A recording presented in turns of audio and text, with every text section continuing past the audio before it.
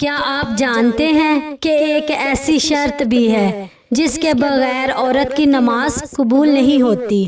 حضرت ابو قتادہ رضی اللہ تعالی عنہ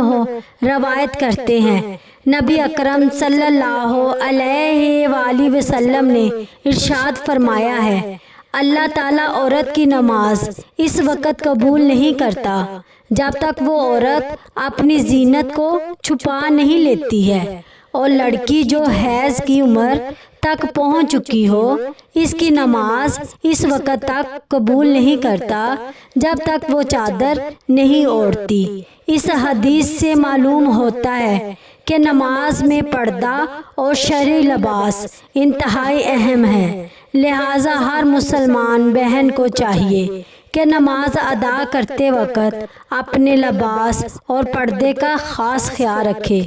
اللہ تعالی ہمیں اپنی عبادات کو درست طریقے سے ادا کرنے اور ان کی قبولیت حاصل کرنے کی توفیق عطا فرمائے، آمین۔